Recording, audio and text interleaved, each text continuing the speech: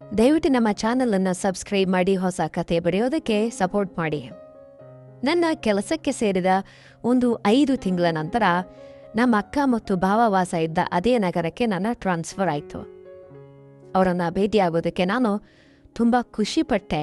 ಯಾಕಂದರೆ ನನ್ನ ಭಾವನೊಂದಿಗೆ ನನ್ನ ನಡವಳಿಕೆ ಅಂದರೆ ನನ್ನ ಸಲುಗೆ ತುಂಬ ಸ್ನೇಹಪರವಾಗಿತ್ತು. We were very good friends.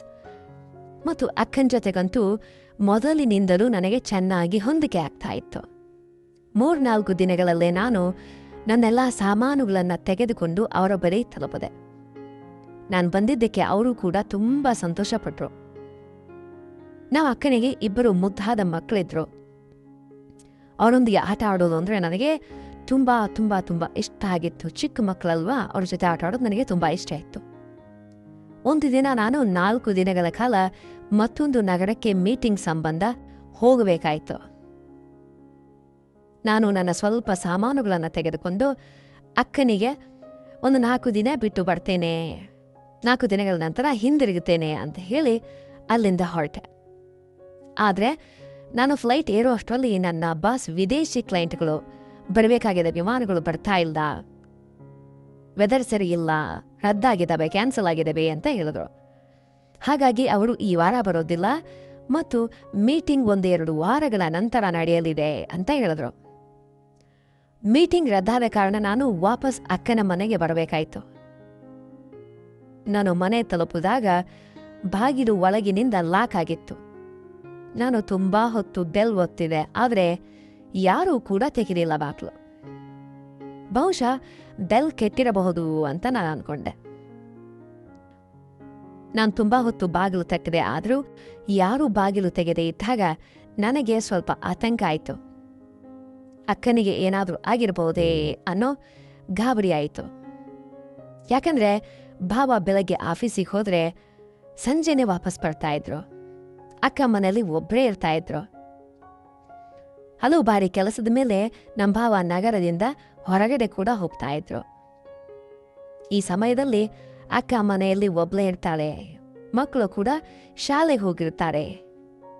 ಅಕ್ಕನ ಆರೋಗ್ಯ ಏನಾದರೂ ಕೆಟ್ಟಿರಬಹುದೇ ಅಂಥೇಳಿ ನನಗೆ ತುಂಬ ಟೆನ್ಷನ್ ಆಯಿತು. ನನ್ನ ಬಳಿ ಬೇರೆ ಕೀ ಯಾವುದೂ ಇರಲಿಲ್ಲ. ಹಾಗಾಗಿ ಒಳಗೆ ಹೋಗೋದಕ್ಕೆ ದಾರಿ ಹುಡುಕತೊಡಗಿದೆ. ಮನೆಯ ಹಿಂಭಾಗಕ್ಕೆ ಹೋದಾಗ ಅಡಿಗೆ ಮನೆಯ ಕಿಟಕಿ ತೆರೆದಿರೋದು ಕಾಣಿಸ್ತು.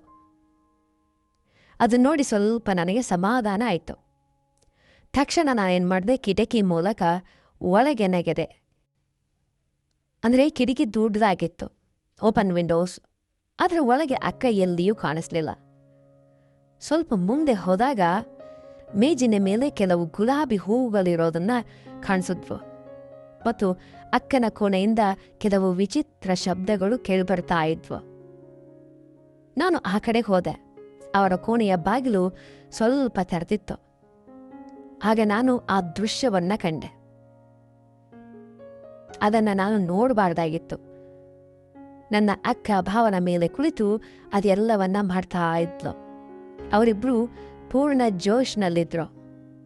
ಬಹುಶಃ ಅದೇ ಗುಂಗಿನಲ್ಲಿ ಅವರಿಗೆ ನಾನು ಬಾಗಿಲ ತಟ್ಟಿದ ಶಬ್ದ ಕೇಳಿಸದೇ ಇರಬಹುದೇನೋ. ತುಂಬ ಬ್ಯುಸಿಯಾಗಿದ್ರು, ತುಂಬ ಜೋಶಲ್ಲಿದ್ರು. ಅವರ ಅಂತಹ ಖಾಸಗಿ ಕ್ಷಣಗಳನ್ನು ನಾನು ನೋಡಬಾರ್ದಿತ್ತು ಅಂತೂ ತಕ್ಷಣ ಹಿಂದೆ ಸರಿದೆ. ಅವರನ್ನಂಥ ಸ್ಥಿತಿಯಲ್ಲಿ ನೋಡಿದ್ದಕ್ಕೆ ಮನಸ್ಸಿನಲ್ಲಿಯೇ ತುಂಬ ಮುಜುಗರವಾಯಿತು. ಅವರಿಗೆ ನಾನು ಒಳಗೆ ಬಂದಿರೋದು ಮತ್ತು ಅವರನ್ನು ನೋಡಿದ್ದು ತಿಳಿದ್ರೆ ಅವರಿಗೂ ಮುಜುಗರ ಆಗುತ್ತೆ ಅಂತ ಅನ್ಕೊಂಡು ನಾನು ತಕ್ಷಣ ಕಿಟಕಿಯ ಮೂಲಕ ಹೊರಗಡೆ ಬಂದೆ. ಯಾವುದಾದ್ರೂ ರೆಸ್ಟೋರೆಂಟಿಗೆ ಹೋಗಿ 2-3 ಗಂಟೆ ಕಾಲ ಕಳೆದು ಬರುತ್ತೇನೆ. ಅಲ್ಲಿವರೆಗೆ ಅವರು ತಮ್ಮ ಪ್ರೀತಿಯ ಕ್ಷಣಗಳನ್ನು ಆನಂದಿಸ್ಲಿ ಅಂಥೇಳಿ ಹತ್ತಿರದ ಒಂದು ಪ್ರಸಿದ್ಧ ಹೋಟೆಲ್ಗೆ ಹೋದೆ.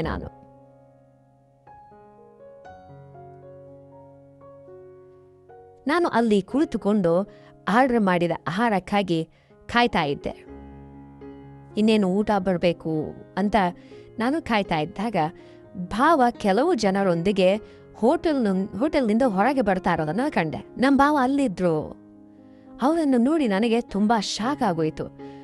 ಭಾವ ಮನೆಯಲ್ಲಿದ್ರು, ಮತ್ತೆ ಇದ್ದಕ್ಕಿದ್ದಂತೆ ಇಲ್ಲಿ ಹೇಗೆ ಬಂದ್ರು? ಇದು ನನಗೆ ತುಂಬ ಆಶ್ಚರ್ಯ ತಂದಿತು. ಹಾಗಾಗಿ ನಾನು ತಕ್ಷಣ ಅವರ ಹಿಂದೆ ಹೋಗಿ ಅವರನ್ನ ಕರೆದೆ. ನನ್ನ ಧ್ವನಿ ಕೇಳಿ ಅವರು ಹಿಂದೆ ತಿರುಗಿದ್ರು ಮತ್ತು ನನ್ನನ್ನು ಅಲ್ಲಿ ನೋಡಿ ಅವರು ಕೂಡ ಬೆಚ್ಚಿಬಿದ್ರು. ನೀನು ಹೊರಗೆ ಹೋಗ್ಬೇಕಿತ್ತಲ್ಲ, ಅಂದರೆ ಊರಿಂದ ಹೊರಗೆ ಹೋಗ್ತೀನಿ ಅಂತ ಹೇಳಿದ್ಯಲ್ಲ, ಇಲ್ಲಿ ಏನು ಮಾಡ್ತಾ ಇದೆಯಾ ಅಂತ ಕೇಳಿದ್ರು. ಅಯ್ಯೋ, ನಾನು ಅಚಾನಕ್ಕಾಗಿ ಮೀಟಿಂಗ್ ರದ್ದಾಯಿತು ಅಂತ ಹೇಳಿದೆ. ಮತ್ತೆ ನೀವಿಲ್ಲಿ ಏನು ಮಾಡ್ತಾ ಇದ್ದೀರಿ ಅಂತ ಕೇಳಿದಾಗ ಅವರು, ನಾನು ಇವತ್ತು ಬೆಳಗ್ಗೆಯಿಂದ ಇಲ್ಲಿ ಮೀಟಿಂಗ್ನಲ್ಲಿದ್ದೆ, ಈಗ ಮುಗೀತು, ಆಫೀಸ್ಗೆ ಹೋಗ್ತಾ ಇದ್ದೇನೆ. ನಿನ್ನ ಮೀಟಿಂಗ್ ರದ್ದಾಗಿದ್ರೆ ನೀನು ಮನೆಗೆ ಹೋಗ್ಬೇಕಿತ್ತಲ್ಲೋ, ಇಲ್ಲೇನು ಮಾಡ್ತಾ ಇದೆಯಾ ಅಂತ ಕೇಳಿದ್ರು. ಮನೆಯ ಹೆಸರು ಹೇಳಿದ ಕೂಡಲೇ ಅಕ್ಕನ ಆ ಪೊಸಿಷನ್ ನನ್ನ ಕಣ್ಣೆದುರು ಬಂತು. ಅಂದರೆ ಆ ಸಮಯದಲ್ಲಿ ಅಕ್ಕನ ಕೆಳಗೆ ಮಲಗಿದ್ದ ವ್ಯಕ್ತಿ ಭಾವ ಆಗಿರಲಿಲ್ಲ, ಅವನು ಬೇರೆ ಯಾರೋ ಆಗಿದ್ದ. ಅಂದರೆ ಅಕ್ಕ ಭಾವನೆಗೆ ಮೋಸ ಮಾಡ್ತಾ ಇದ್ದಾಳ? ನನ್ನ ತಲೆಯಲ್ಲಿ ನೂರಾರು ಪ್ರಶ್ನೆಗಳು ಓಡತೊಡಗಿದ್ವು. ಭಾವ ನನ್ನನ್ನು ಅಲುಗಾಡಿಸಿ, ಮೀನಾಕ್ಷಿ, ಏನು ಯೋಚನೆ ಮಾಡ್ತಾ ಇದೆಯಾ ಅಂತ ಕೇಳಿದ್ರು. ನಾನು ಏನೋ ಸುಳ್ಳನ್ನು ಹೇಳಿ ಗೆಳತಿಯನ್ನ ಭೇಟಿಯಾಗೋದಕ್ಕೆ ಬಂದಿದ್ದೆ ಅಂಥೇಳಿ ಒಂದು ರೀಸನ್ ಹೇಳಿದೆ. ಆಗ ಭಾವ, ಸರಿ, ಗೆಳತಿಯನ್ನ ಭೇಟಿ ಮಾಡು, ನನಗೆ ಆಫೀಸಿಗೆ ಲೇಟ್ ಆಗ್ತಾ ಇದೆ ಅಂತ ಹೊರಟು ಹೋದ್ರು. ನನಗೆ ತಲೆನೋವು ಶುರುವಾಯಿತು. ಏನಾಗ್ತಾ ಇದೆ ಅಂತ ಅನ್ನೋದು ನನಗೆ ಅರ್ಥ ಆಗ್ತಾ ಇರಲಿಲ್ಲ. ನಾನು ತಕ್ಷಣ ಮನೆಗೆ ಹೊರಟೆ. ಈ ಬಾರಿ ಬಾಗಿಲು ತಟ್ಟಿದಾಗ ಮೊದಲ ಬಾರಿ ಅಕ್ಕ ಬಾಗಿಲು ತೆರೆದ್ಲು. ನನ್ನನ್ನು ಕಂಡು ಅಕ್ಕ ಬೆಚ್ಚಿ ಬಿದ್ಲು. ಮೀಟಿಂಗ್ ರದ್ದಾಯಿತು ಅಂತೇಳಿ ನಾನು ಅವಳಿಗೆ ಹೇಳಿದೆ. ಅವಳು ನನ್ನ ಜೊತೆ ಎಂದಿನಂತೆ ಸಹಜವಾಗಿ ಮಾತಾಡ್ತಾ ಇದ್ಲು. ಏನೂ ಆಗೇ ಇಲ್ಲ, ಏನೂ ನಡೆದೇ ಇಲ್ಲ ಅನ್ನೋ ಥರ.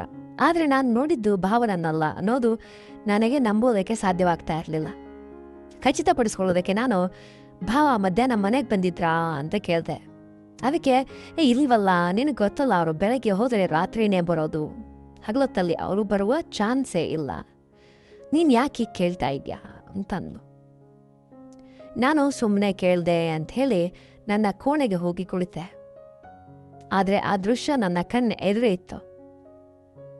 ಅಕ್ಕನ ಮಕ್ಕಳು ನನ್ನ ಜೊತೆ ಆಟವಾಡೋದಕ್ಕೆ ಬಂದರು, ಆದರೆ ನನಗೆ ಮನಸ್ಸೇ ಇರಲಿಲ್ಲ. ನನಗೆ ಅಳು ಬರ್ತಾ ಇತ್ತು. ಅಕ್ಕನ ಬಳಿ ಹೋಗಿ ಇದೆಲ್ಲ ಏನು ಅಂತ ಕೇಳಬೇಕು ಅನ್ನಿಸ್ತು.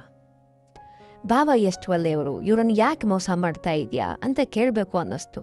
ಆದರೆ ಪಕ್ಕಾ ಸಾಕ್ಷಿ ಇಲ್ಲದೆ ನಾನು ಏನನ್ನ ಕೇಳೋದಕ್ಕೆ ಸಾಧ್ಯ ಇರಲಿಲ್ಲ. ಹಾಗಾಗಿ ಅಕ್ಕನ ಮೇಲೆ ನಿಗಾ ಇಡೋದಕ್ಕೆ ನಿರ್ಧರಿಸಿದೆ. ಅಕ್ಕ ರಾತ್ರಿ ಭಾವ ಮಲಗಿದ ಮೇಲೆ ಯಾರ ಜೊತೆಯೋ ಫೋನಲ್ಲಿ ಮಾತಾಡ್ತಾ ಟೆರೆಸ್ ಮೇಲೆ ಹೋಗ್ತಾ ಇದ್ದದ್ದನ್ನು ನಾನು ಗಮನಿಸಿದೆ. ಅವಳ ಜೀವನದಲ್ಲಿ ಇನ್ನೊಬ್ಬ ಪುರುಷನಿದ್ದಾನೆ ಅಂತನ್ನೋದು ನನಗೆ ಪಕ್ಕ ಆಯಿತು. ಸ್ವಲ್ಪ ದಿನಗಳ ನಂತರ ನನ್ನ ಬಾಸ್ ನನ್ನನ್ನು ಒಂದು ದೊಡ್ಡ ಹೋಟೆಲ್ಗೆ ಮೀಟಿಂಗ್ಗೋಸ್ಕರ ಕಳಿಸಿದ್ರು. ಮೀಟಿಂಗ್ ಮುಗಿಸಿ ಬರುವಾಗ ಅಕ್ಕ ರಿಸೆಪ್ಷನ್ನಲ್ಲಿ ನಿಂತಿರೋ ಕಾಣಿಸ್ತು. ಅವಳು ಯಾರ ಜೊತೆಯೋ ಮಾತಾಡಿ ರೂಮ್ ಕಡೆಗೆ ಹೋದ್ಲು. ನಾನು ಅವಳನ್ನು ಹಿಂಬಾಲಿಸಿದಾಗ ಅವಳು ಒಂದು ರೂಮ್ ಒಳಗೋದ್ಲು. ನಾನು 2 ಗಂಟೆಗಳ ಕಾಲ ಕೆಳಗೆ ಕಾಯ್ತಾ ಇದ್ದೆ. 2 ಗಂಟೆಗಳ ನಂತರ ಅವಳು ಹೊರಗೆ ಬಂದ್ಲು. 5 ನಿಮಿಷದ ನಂತರ ಒಬ್ಬ ವ್ಯಕ್ತಿ ಹೊರಗೆ ಬಂದ. ಅವನನ್ನು ನಾನು ಹಿಂದೆ ಎಂದೂ ಕೂಡ ನೋಡಿರಲಿಲ್ಲ. ನಾನು ಮುಖ ಮುಚ್ಕೊಂಡು ಅವಳನ್ನು ಹಿಂಬಾಲಿಸಿದೆ. ಅವಳು ಟ್ಯಾಕ್ಸಿ ಹತ್ತಿ ಹೋಗ್ತಾ ಇದ್ಲು. ನಾನು ಮತ್ತೊಂದು ಟ್ಯಾಕ್ಸಿಯಲ್ಲಿ ಅವಳನ್ನು ಹಿಂಬಾಲಿಸಿದೆ. ಅವಳು ಮನೆಗೆ ಹೋಗ್ತಾಳೆ ಅಂತ ಅನ್ಕೊಂಡೆ. ಆದರೆ ಅವಳು ಮತ್ತೊಂದು ಹೋಟೆಲ್ ಮುಂದೆ ಇಳಿದ್ಲು. ಅಲ್ಲಿ ಒಂದು ರೂಮ್ ಒಳಗೆ ಹೋಗಿ 2-3 ಗಂಟೆ ನಂತರ ಇನ್ನೊಬ್ಬ ವ್ಯಕ್ತಿಯೊಂದಿಗೆ ಹೊರ ಬಂದ್ಲು. ಈ ಬಾರಿ ಆ ವ್ಯಕ್ತಿಯನ್ನು ನೋಡಿ ನನಗೆ ಶಾಕ್ ಆಯಿತು. ಅವನು ರವಿ, ನಮ್ಮ ಅಣ್ಣನೇ ಗೆಳೆಯ. ಅಕ್ಕ ಅವನೊಂದಿಗೆ ಇಲ್ಲಿ ಏನು ಮಾಡ್ತಾ ಇದ್ದಾಳೆ? ನನಗೆ ಏನೂ ಅರ್ಥ ಆಗಲಿಲ್ಲ. ಅವರಿಬ್ಬರು ಬೇರೆ ಬೇರೆ ಟ್ಯಾಕ್ಸಿಯಲ್ಲಿ ಹೊರಟು ಹೋದರು. ನಮ್ಮಕ್ಕ ಒಮ್ಮೆಗೆ ಇಷ್ಟೊಂದು ಜನರ ಜೊತೆಗಿದ್ದಾಳೆಯೇ? ಬಾಲ್ಯದಿಂದಲೂ ಕೂಡ ಅಕ್ಕ ಇಂಥ ಅಗ್ನದವಳು ಅಂಥೇಳಿ ನಾನು ಅನ್ಕೊಂಡಿರಲಿಲ್ಲ. ಸಂಜೆ ನಾನು ಮನೆಗೆ ಬಂದಾಗ ಅಕ್ಕ ತುಂಬ ಸುಸ್ತಾಗಿದ್ಲು ಮತ್ತು ಬೇಜಾರಲ್ಲಿದ್ಲು. ಕಾರಣ ಕೇಳಿದಾಗ, ಮನೆಯಲ್ಲಿ ಒಬ್ಬಳೇ ಇದ್ದು ಬೋರ್ ಆಗ್ತಾ ಇದೆ, ನೀವೆಲ್ಲ ಕೆಲ್ಸಕ್ಕೆ ಹೋಗ್ತೀರಿ, ಮಕ್ಕಳು ಸ್ಕೂಲ್ಗೆ ಹೋಗ್ತಾರೆ, ಯಾರೂ ನನ್ನ ಜೊತೆ ಸಮಯ ಕಳೆಯೋದಿಲ್ಲ, ಭಾವನಿಗೆ ಹೇಳಿ ಒಂದಿನ ರಜೆ ಹಾಕ್ಸು, ನಾವೆಲ್ಲ ಹೊರಗಡೆ ಹೋಗೋಣ ಅಂತ ಹೇಳಿದ್ಲು. ಅವಳು ಈ ಬಿಳಿ ಸುಳ್ಳನ್ನು ಹೇಳಿ ನನಗೆ ಆಶ್ಚರ್ಯವಾಯಿತು. ಸುಳ್ಳನ್ನು ಕೇಳಿ ಆಶ್ಚರ್ಯ ಆಯಿತು. ಇಂದು ದಿನವಿಡೀ ಹೊರಗೆ ಸುತ್ತಾಡಿ ಬಂದವಳು ಏನೂ ಅರಿಯದವಳಂತೆ ಮಾತಾಡ್ತಾ ಇದ್ಲು. ಕೆಲವು ದಿನಗಳ ನಂತರ ನಾನು ಆಫೀಸ್ನಿಂದ ಬೇಗ ಬಂದಾಗ ಅಕ್ಕ ಮತ್ತೆ ಬಾಗಿಲು ತೆಗಿತಾ ಇರಲಿಲ್ಲ. ಅಂದು ಬಂದಿದ್ದ ವ್ಯಕ್ತಿಯೇ ಇಂದು ಬಂದಿರಬಹುದು ಅಂಥೇಳಿ ನನಗೆ ಸಿಟ್ಟು ಬಂತು. ಇಂದು ಅವರನ್ನು ಬಿಡಬಾರ್ದು ಅಂತ ನಿರ್ಧರಿಸಿ ಕಿಚನ್ ಕಿಟಕಿಯ ಮೂಲಕ ಒಳಗೆ ಹೋದಾಗ ಮನೆಯೆಲ್ಲ ಚಿಲ್ಲಾಪಿಲ್ಲಿಯಾಗಿತ್ತು. ಅಕ್ಕನ ಕಿರಿಚಾಟವನ್ನು ಕೇಳಿ ಓಡಿ ಹೋದಾಗ ನಾನು ಹೋಟೆಲ್ನಲ್ಲಿ ನೋಡಿದ್ದ ಮೊದಲ ವ್ಯಕ್ತಿ ಅಕ್ಕನ ಮೇಲೆ ಬಲಾತ್ಕಾರ ಮಾಡೋದಕ್ಕೆ ಯತ್ನಿಸ್ತಾ ಇದ್ದ. ನಾನು ತಕ್ಷಣ ಸಿಕ್ಕಿದ ದೊಣ್ಣೆಯಿಂದ ಅವನ ತಲೆಗೆ ಹೊಡೆದೆ. ಅವನು ಪ್ರಜ್ಞೆ ತಪ್ಪಿ ಬಿದ್ದಿದ್ದ. ಅಕ್ಕ ಅಳುತ್ತಾ ನನ್ನನ್ನು ಅಪ್ಪಿಕೊಂಡ್ಲು. ಅವನು ಕಳ್ಳತನಕ್ಕೆ ಬಂದಿದ್ದ ಅಂತ ಸುಳ್ಳು ಹೇಳಿದ್ಲು. ನಾನು ನಿಮ್ಮ ಸುಳ್ಳು ಕೇಳಿ ಸಾಕಾಗೋಗಿದೆ, ನಾನು ನಿಮ್ಮಿಬ್ಬರನ್ನ ಆ ಸ್ಥಿತಿಯಲ್ಲಿ ನೋಡಿದ್ದೇನೆ, ಹೋಟೆಲ್ನಲ್ಲೂ ನೋಡಿದ್ದೇನೆ ಅಂತಂದಾಗ ಅಕ್ಕ ನನ್ನ ಕಾಲಿಗೆ ಬಿದ್ದು ಅಳೋದಕ್ಕೆ ಶುರು ಮಾಡಿದ್ಲು. ಭಾವನಿಗೆ ಹೇಳ್ಬೇಡ, ನನ್ನ ಸಂಸಾರ ಹಾಳಾಗುತ್ತೆ ಅಂತ ಬೇಡ್ಕೊಂಡ್ಲು. ನಾನಂದೆ, ನಿಮಗೆ ನಾಚಿಕೆ ಆಗೋದಿಲ್ವೇ? ರವಿ ಜೊತೆಗೂ ನೀವು ಇದನ್ನೇ ಮಾಡ್ತಾ ಇದ್ದೀರಲ್ಲ ಅಂತ ಗದರಿಸಿದೆ. ಅಕ್ಕ ಅಂದ್ಲೋ, ನನಗೆ ಬದುಕುವ ಹಕ್ಕಿಲ್ಲ ಅಂತೇಳಿ ಆಲ್ಮೇದ ಅಲ್ವೇರಾದಲ್ಲಿದ್ದ ಒಂದು ಇದನ್ನು ತೆಕ್ಕೊಂಡು ಯತ್ನ ಮಾಡಿದ್ಲು. ನಾನು ಅದನ್ನು ಕಸಿದುಕೊಂಡು ಯಾಕೆ ಹೀಗೆ ಮಾಡ್ತಾ ಇದ್ದಿ ಅಂತ ಕೇಳಿದೆ. ಅದಕ್ಕವಳು, ನಾನು ಇದನ್ನು ಇಷ್ಟಪಟ್ಟು ಮಾಡ್ತಾ ಇಲ್ಲ, ಈ ವ್ಯಕ್ತಿ ನನ್ನನ್ನು ಬ್ಲ್ಯಾಕ್ ಮೇಲ್ ಮಾಡ್ತಾ ಇದ್ದಾನೆ ಅಂತ ಹೇಳಿದ್ಲು. ಅದರ ನಂತರ ನಾನೇನು ಮಾಡಿದೆ, ಆ ವ್ಯಕ್ತಿಯನ್ನು ಕುರ್ಚಿಗೆ ಕಟ್ಟಿ ಹಾಕ್ದೆ. ಅಕ್ಕನಿಂದ ಸತ್ಯ ಏನು ಅಂತ ಕೇಳಿದೆ. ಅಕ್ಕ ತನ್ನ ಕತೆ ಹೇಳಿದ್ಲು. ಮದುವೆಗೆ ಮೊದಲು ಭಾವ ನನ್ನನ್ನು ತುಂಬ ಪ್ರೀತಿಸ್ತಾ ಇದ್ರು, ಆದರೆ ಮಕ್ಕಳು ಹುಟ್ಟಿದ ಮೇಲೆ ನನ್ನನ್ನು ಕಡೆಗಾಣಿಸಿದ್ರು. ಹಣ ಕೊಟ್ಟರೆ ಸಾಕು ಅಂತ ಅಂದುಕೊಂಡ್ರು. ನನಗೆ ಅವರ ಸಮಯ ಬೇಕಿತ್ತು. ಅಮ್ಮನಿಗೆ ಹುಷಾರಿಲ್ಲದೆ ಇದ್ದಾಗ ನಾನು ಅಲ್ಲಿಗೆ ಹೋದಾಗ ಅಣ್ಣನ ಗೆಳೆಯ ರವಿ ನಮ್ಮ ಮನೆಗೆ ಬರ್ತಾ ಇದ್ದ. ಅವನು ನನ್ನ ಒಂಟಿತನವನ್ನು ಅರ್ಥ ಮಾಡಿಕೊಂಡು ಗೆಳೆತನವನ್ನು ಬೆಳೆಸ್ದ. ನನಗೆ ಬೇಕಾದ ಆಪ್ತತೆಯನ್ನು ಅವನು ನೀಡಿದ. ಅವನು ಪ್ರಪೋಸ್ ಮಾಡಿದಾಗ ನಾನು ನಿರಾಕರಿಸಿದೆ. ಆದರೆ ಇಲ್ಲಿಗೆ ಬಂದ ಮೇಲೂ ಕೂಡ ಭಾವನ ವರ್ತನೆ ಬದಲಾಗಲಿಲ್ಲ. ನಾನು ಡಿಪ್ರೆಷನ್ಗೆ ಒಳಗಾದೆ. ಆಗ ರವಿ ಮತ್ತೆ ಫೋನ್ ಮಾಡಿ ಕ್ಷಮೆಯನ್ನ ಕೇಳಿ ಸ್ನೇಹ ಮುಂದುವರೆಸ್ದ. ಭಾವನಿಗೆ ರವಿಗೆ ಮನೆ ಬರೋದು ಇಷ್ಟ ಇರಲಿಲ್ಲ. ಹಾಗಾಗಿ ನಾವು ಹೋಟೆಲ್ನಲ್ಲಿ ಭೇಟಿಯಾಗತೊಡಗಿದ್ವಿ. ಒಂದು ದಿನ ನಾನು ಮಿತಿ ಮೀರಿ ಅವನೊಂದಿಗೆ ದೈಹಿಕವಾಗಿ ಬೆರೆತು ಬಿಟ್ಟೆ. ನಂತರ ರವಿಯ ಗೆಳೆಯ ವ್ಯಕ್ತಿ ನಮ್ಮ ವಿಡಿಯೋ ಮಾಡಿಕೊಂಡಿದ್ದಾನೆಂದು ರವಿ ಹೇಳ್ದ.